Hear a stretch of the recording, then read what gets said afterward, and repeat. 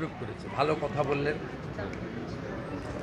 এবং আমি x MP Arjun Singh আমরা মিট করলাম। এখানকার ট্রিটমেন্ট খুবই ভালো, স্যাটিসফ্যাক্টরি।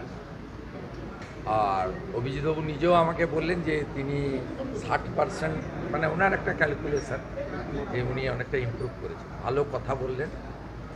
আর ওনার কিছু রোগ তো পার্মানেন্টলি আছে, ইনসুলিন নেন, সুগারের প্রবলেম তো আছেই।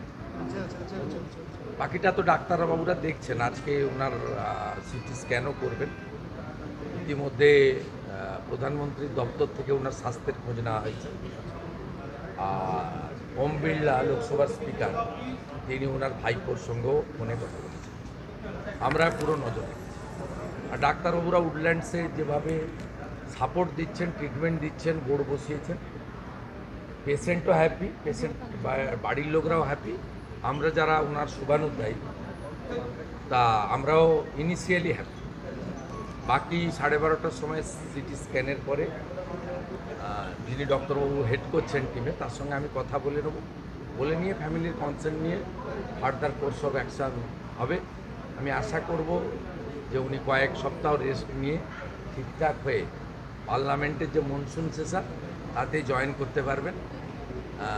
ওয়াকফ অ্যামেন্ডমেন্ট বিলের জেপিসিতে উনি মেম্বার ছিলেন, গুরুত্বপূর্ণ রোল নিয়েছেন। আগামী দিনেও সংসদীয় ব্যবস্থাতে উনি খুব ইম্পর্ট্যান্ট রোল নেবেন, এটা আমি করব। আর আমরা ভারতীয় সনাতনী, আমরা ভগবানের কাছে, মা কালীর কাছে প্রার্থনা করব ওনার দ্রুত আরোগ্য এবং সুস্থতা এবং স্বাভাবিক কাজকর্মে ফিরে আসে। দাদা